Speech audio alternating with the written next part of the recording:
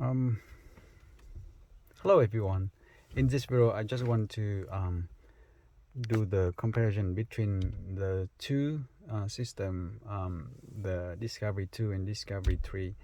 A little bit of too much different because the front car, it has the airbag suspension with auto leveling, and the car that I'm sitting on, the Discovery 2 turbo diesel manual 2003, it has the coil suspension.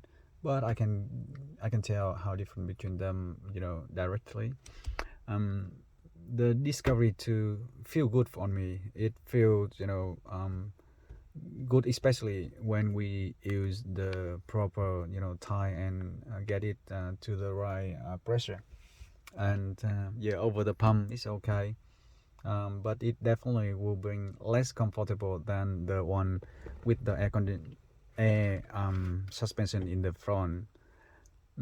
Also, when we are doing the towing with the Discovery 2, the coil suspension will be flexed, and it will drop down when the towing thing is a bit heavy in the front. But it's still doing it very okay. From 2 ton to 3.5 ton towing is not a problem on the suspension.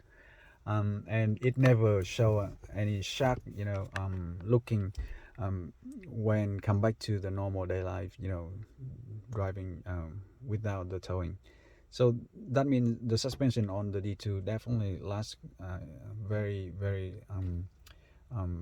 good, very well. I mean, it bring in the EU condition when I purchased it, and after 100,000 kilometers, it still work like the day that I bought before. So it's very good on the coil setup. Now, when compare the coil to the air suspension, it's a bit too biased, because the coil is less comfy than the air for sure, but you have less headache. Make it clear, the coil suspension, you have no thinking about the problem of the airbag, you have no problem of the air pump or whatsoever thing. You don't worry about the situation that you are towing or caravanning or with the family, and suddenly that one stuck somewhere in the remote or anywhere.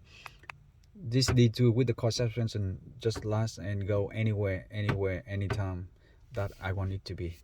So the front one, airbag suspension, it give me more of comfortable feeling. It give me more of the better riding, smoother. But it also brought me some concern about the airbag suspension and auto leveling, which still works well now for sure. But at least I can see that with the same kilometer of both cars, I can see the air suspension on that one starts showing the size of edge. It is 2005 model, of course, and the rear right airbag starts showing more of the wear and tear than the other one. Even no oil leak, but I can see that it is coming to the service sooner or later, before we want to take it any serious trip outdoor. And one of the thing is, if you want to service the air suspension in this D2 and D3, you're expecting to spend a lot more on that D3 model. Okay, so here we go. If you want to consider something less headache, even the D3, just go for the coil suspension. But if you do something like more of comfy, and if you really want to get towing of the more comfortable, you might consider keeping the air suspension on the D3. Try to service and keep it up to the working level. So far, it's just a bit of comparison for fun, and I still have another video to compare the lasting between those cars, about the air conditioner. So just stay and look at the link at the back at the end of this video, and check for that one.